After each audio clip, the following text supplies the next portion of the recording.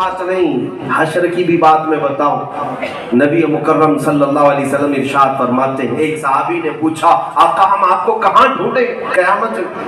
मेरे आका फरमाते हैं, मैं तुम्हें पता बताता हूँ, मुझे कहाँ ढूंढोगे? जब उम्मत मेरी बहुत प्यास से बिलख रही होगी, हौज़े कौसर पर मैं अपने हाथों से पानी पिला रहा हूँ, मुझे वहां ढूंढ लेना, वहां ढूंढ लेना। अगर मैं वहां नहीं मिला तो मीज़ान अमल, जहां लोगों के अमाल तोले जा रहे हैं, वहां पर देख लेना मैं अपने उम्मतियों के अमाल को बढ़ाने में मसरूफ हूं कि उनकी बख्शिश हो जाए किसी तरह, वहां ढूंढ लेना। अब फिर मेरे आका फरमाते हैं, अगर मीज़ान अमल पर भी नहीं मिला तो पुल सिरात के करीब देख लेना मैं अपने उम्मतियों को आसानी से गुजार रहा हूँ। जो न भूला हम गरीबों को रजा, याद उसकी अपनी आदत कीजिए। ऐ अजीज नौजवानों, जो रसूल पाक तुम्हारी कब्र में भी तुम्हें तन्हा ना छोड़े, तुम्हें हश्र में भी तन्हा ना छोड़े, तुम्हारी प्यास बुझाने के लिए आए, तुम्हारे आमाल को भारी करने के लिए आए और मीज़ान अमल पर तुम्हें नजात दिलाने के लिए आए, क्या तुम्हें यह ज़ेब देता है कि आज दुनिया में उसी नबी को छोड़कर किसी और के अखलाक पर तुम जाओ? क्या आज तुम्हें यह ज़ेब देता है कि उस नबी पाक की गुलामी को ठुकरा कर किसी और की गुलामी का कलाता अपने गले में पहनो? हरगिज नहीं मेरे अजीजों। इसलिए मैं कहता हूँ, सुनो उस बरेली के इमाम से जो आज से 100 साल पहले नसीहत ये दे करके गया था, ऐ नौजवानों, जब तुम्हें पता है पहुंचना उसी रसूल के पास है, तो फिर इस नसीहत पे क्यों नहीं अमल करते? आज मैं उनकी पनाह, आज मदद मांग उनसे, आज मैं उनकी पनाह, आज मदद मांग उनसे। कल न मानेंगे क़यामत में अगर मान गया, उन्हें जाना उन्हें माना, न रखा गैर से काम, लिल्लाहिल हम्द मैं दुनिया से मुसलमान गया। अज़ीज़ान गिराम वक़ार, नबी पाक सल्लल्लाहु तआला अलैहि वसल्लम के सहाबा ने जो इज्जत पाई वो कहां से पाई, किस बुनियाद पर इज्जत पाई? बिलाल हबशी, हबशा के रहने वाले, काले जो हबशा के होते हैं, हजरत बिलाल हबशी। लेकिन आज कोई उनका नाम तौहीन से लेगा, उनकी तौहीन करेगा तो इस्लाम से निकल जाएगा। वो हबशा के हैं, काले हैं, लेकिन चांद भी उन पर रश रश करता है। और बिलाल हबशी को मेरे आका ने खाने काबा की छत पर चढ़ाया और दुनिया को ये बताया कि इज्जत मुस्तफ़ा के कदमों में, रसूल पाक के कदमों में है। हुजूर से वफा करो, तुम्हें बुलंदियां उरूज मिलकर रहेगा। ये जो मिंबर उलमा के लिए सजाया गया, क्यों? ये नेता है, यहाँ पर कौम नीचे बैठी है और यहाँ पर उनकी तरह इज्जत नहीं होती जो 100-100 200 नोट लेकर के भीड़ जमा करते हैं। ये वो मजमा नहीं है मेरे अजीजों। क्या किसी ने आपको 100 रुपये 200 रुपये देके बुलाया? जय जय पुकारते रहो, सुबह लाल झंडा, रात में हरा झंडा, हाँ, दर बदर इधर उधर अपने गले के पट्टे भी बदलते रहो। क्या उन लोगों में से तुम हो? अल्हम्दुलिल्लाह, हम कादरी पट्टा हमेशा पहने रहे। हमारी तो निस्बत एक है, तुझ से दर दर से सग और सग से है मुझको निस्बत।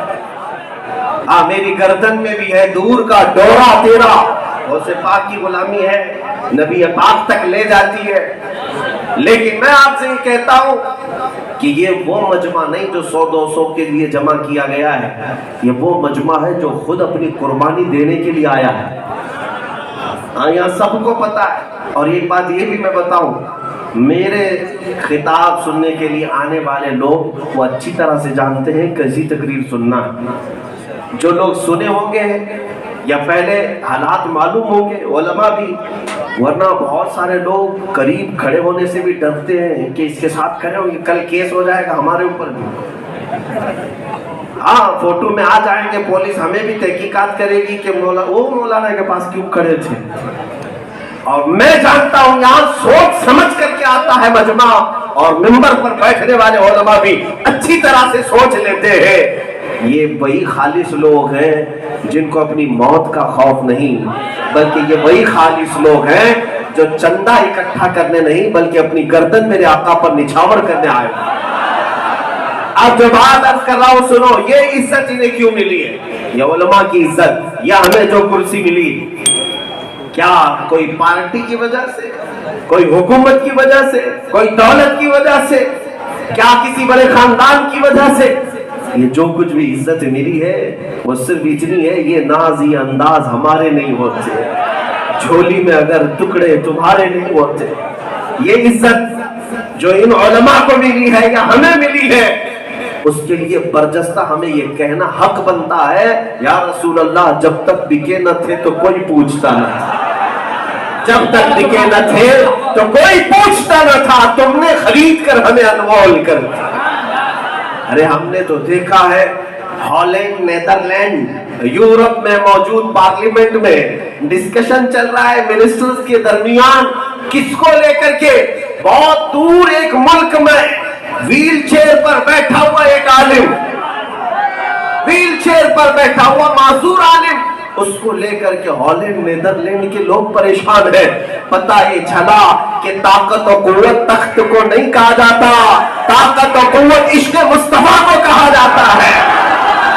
یہ چاہے معذور آدمی کے اندر آ جائے، کھڑے ہونے کی طاقت اگر سے نہ ہو، لیکن سینہ اگر عشق مصطفیٰ سے بھرا ہے، وہ یورپ کو بھی ہلاتا ہے اور پوری دنیا کو بھی ہلاتا ہے۔ اور اگر انتقال ہو بھی جائے، ہر ایک کی زبان پر اپنی محبت کے نغمے بٹھا کر جاتا ہے۔ آج 100 سال گزر گئے فاضل بریلوی کو گئے ہوئے، تاجدار اہل سنت امام احمد رضا فاضل بریلوی کو انتقال کیے ہوئے 100 سال گزر گئے، حاجی وارث علی شاہ پور انتقال کیے 100 سال گزر گئے۔ مجھے بتاؤ اس مجمع میں ان بزرگوں کو دیکھا ہوا کوئی ہے؟ شاید باپ دادوں نے بھی نہیں دیکھا ہوگا، کئی پشتیں گزر گئی، لیکن ذکر ایسا ہوتا ہے جیسے اپنے باپ داداؤں کا بھی نہیں ہوتا۔ ہم اپنے بچوں کا، اپنے ماں باپ کا ذکر اتنا نہیں کرتے جتنا ان بزرگوں کا کرتے ہیں۔ کیوں؟ اس لیے کہ ان بزرگوں نے لوگوں کے درمیان اپنی محبت کے سکے نہیں بٹھائے تھے، یہ جب تک تھے صرف میرے مصطفیٰ کے عشق کی بات کرتے تھے، اور مولا نے ان کو انعام یہ دیا کہ بے نشانوں کا نشان مٹتا نہیں، اور مٹتے مٹتے نام ہو ہی جائے گا۔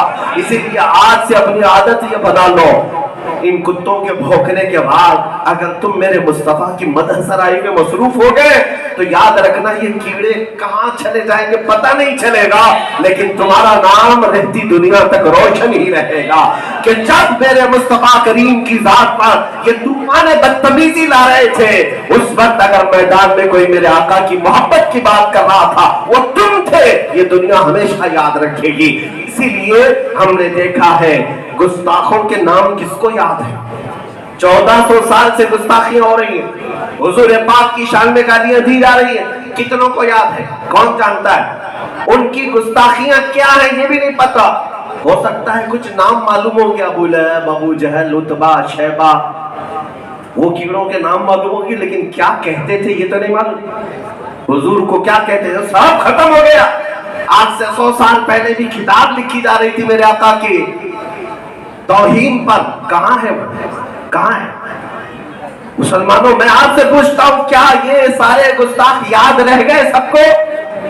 سب ہلاکت کے دلدل میں پھنس گئے، دنیا میں بھی ذلیل اور مرتے بھی تو ہیں ذلیل ہو کر۔ لیکن ایک بات میں آپ کو بتاؤں، 14 صدیاں گزر گئی، میرے آقا کی بارگاہ میں بیٹھ کر کے حسان بن ثابت نے جو کہا تھا وَأَحْسَنُ مِنْكَ لَمْ تَرَ قَطُّ عَيْنِي وَأَجْمَلُ مِنْكَ لَمْ تَلِدِ النِّسَاءُ خُلِقْتَ مُبَرَّأً مِنْ كُلِّ عَيْبٍ كَأَنَّكَ قَدْ خُلِقْتَ كَمَا تَشَاءُ۔ یا رسول اللہ آپ سے زیادہ حسین میری آنکھوں نے دیکھا ہی نہیں، آپ سے زیادہ خوبصورت کسی ماں نے جنا ہی نہیں، اللہ نے ہر عیب سے آپ کو پاک پیدا کیا ہے۔